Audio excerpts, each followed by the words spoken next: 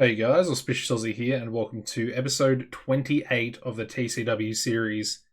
Now, today's show, it's going to be a pretty interesting one. We've got a massive main event, probably a match that's too good to actually put on the TV show, and should be, well, it's much more suited towards a pay-per-view match, even a pay-per-view main event match at that. But I'm hoping it's going to sort of continue our main event storyline for the World Heavyweight title.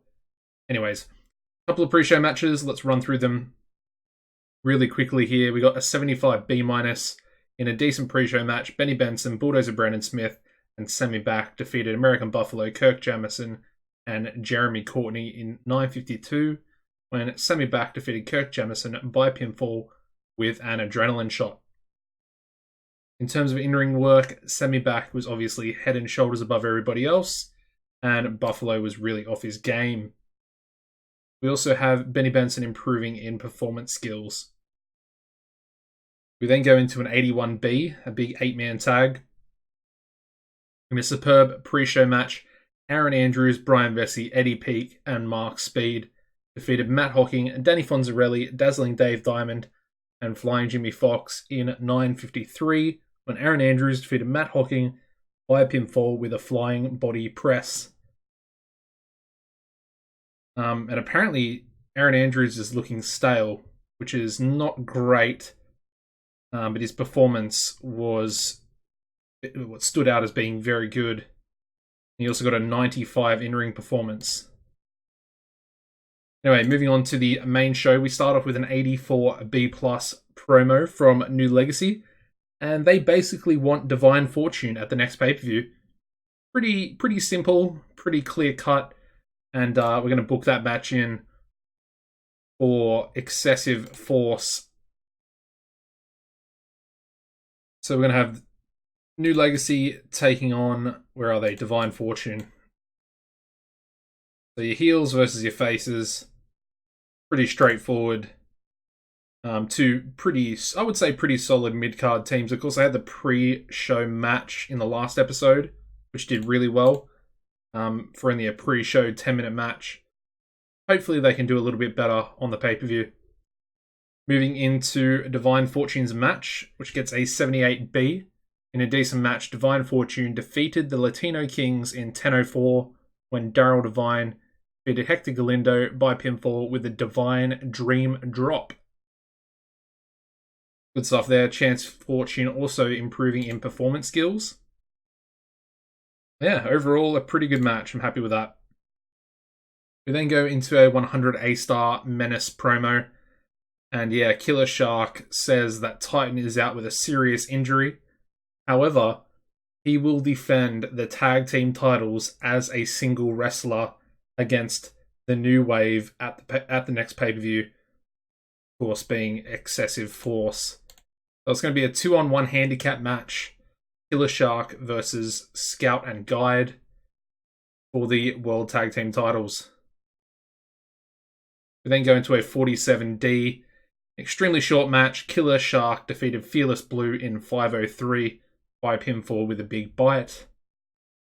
And Fearless Blue apparently is improving in performance skills. Just signed him on a one-night deal. Just wanted a squash match here.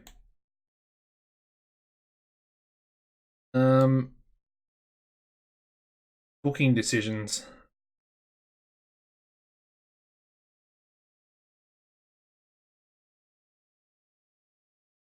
Interesting.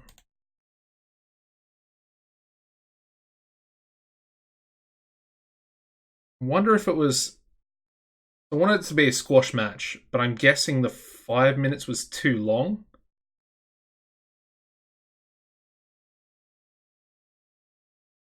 Interesting. It got penalized for booking decisions. Weird. Anyway, moving on to an 86B+. We then have the New Wave, and they come out and say that they have faith that their momentum, or their recent momentum, of course, beating, Guide beat Killer Shark last week. And then we also have them beating New Legacy at Total Mayhem. And they believe that that sort of momentum will shine through and that they will win the World Tag Team titles. Their match gets an 80B. In about that had good wrestling and decent reaction from the crowd. The New Wave defeated the Elite in 10-10 when Scout defeated Nate Johnson by submission with a special force. We also have a gimmick change here for Nate Johnson. Switch to an Ego Maniac gimmick, and it's got an initial rating of very good, so that's positive. We also have Guide improving in performance skills there. Pretty solid 10-minute tag team match again. We then go into a 59C rated match, women's match. And about that had decent wrestling but didn't have much heat. Tamara McFly defeated Elsa Calvo in 7:22 by pinfall with a McFly roll. Pretty good, just a bit of a throwaway women's match. Just wanted to get some women on the card for tonight's TV show. Okay, that's really bad. A 53C- promo from Troy Tornado, and he's disrespecting Joshua Taylor. Says that he's a coward and he's not worthy of ever being a champion here in TCW. They actually have a match up next as well, which gets a 76B-, so a little bit more respectable.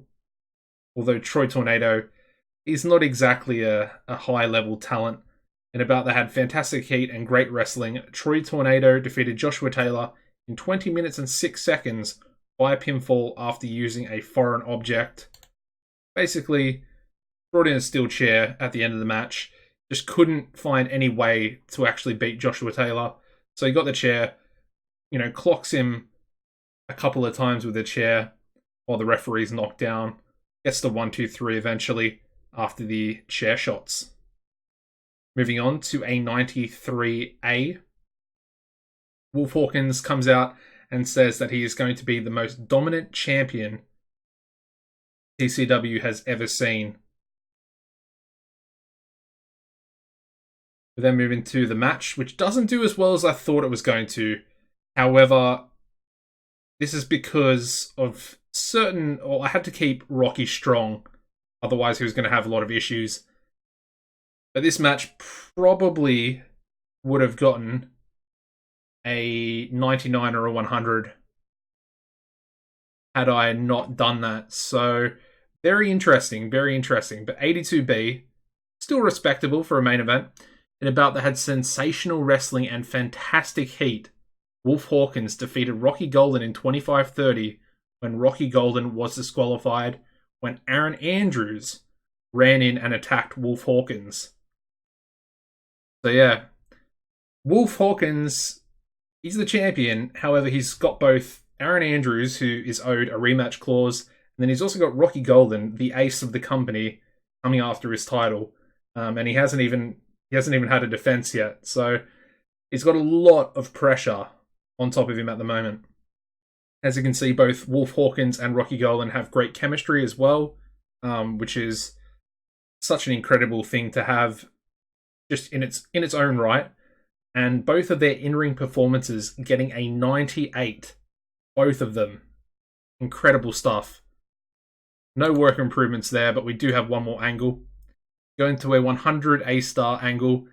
And basically, Rocky Golden at the end of the match, after losing essentially due to this disqualification, he wants a triple threat at Excessive Force, the next pay-per-view, for the World Heavyweight Championship against Wolf Hawkins and Aaron Andrews. Question is, will Wolf accept that? And will Aaron Andrews accept that as well? Because he is owed his rematch clause, which doesn't really stipulify. I don't even know if stipulify is a word, but doesn't even factor in the possibility of a triple threat match. He's essentially owed a singles match. So will he accept that his clause will be used for a triple threat? Should be answered in the next show. Overall show rating getting an 85B+, so another pretty respectable show there. And again, increasing our popularity in Canada. Honestly, I think that was a really good show in terms of progression and storylines and stuff like that. Ooh, Derek Frost. Yeah, I mean, he's not too great, is he?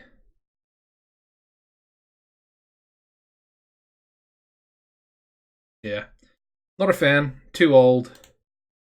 The Cannonball Kid, though, he could be someone I bring in. He's not very good, but he's respectable enough. Interesting. I want to try and get some people that have... Oh, Hugh Ancree as well. Hugh Ancree could be a possibility. Yeah, Hugh Ancree. I mean, he's only an opener, but he's actually got quite a bit of potential about him. Positive influence as well. And it doesn't actually look like... Ooh, Akuma as well.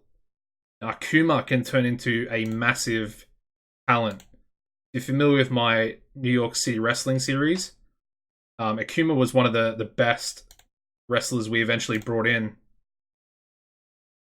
Lots of interesting stuff. I'm going to delete a couple of these. We'll get rid of the Cannonball Kid because I'm more interested in Hugh Ancree and, of course, Akuma. Bit of a spoiler here, but we're going in for Xavi Ferreira, another person or another wrestler that I had in NYCW. The TV rating getting a 7.14 for Total Wrestling, so a pretty good TV rating there as well. And I think the rival bid is just PSW coming in. Yeah, they're just coming in with another offer, which is perfectly fine. Xavi is, of course, the protege of Guide.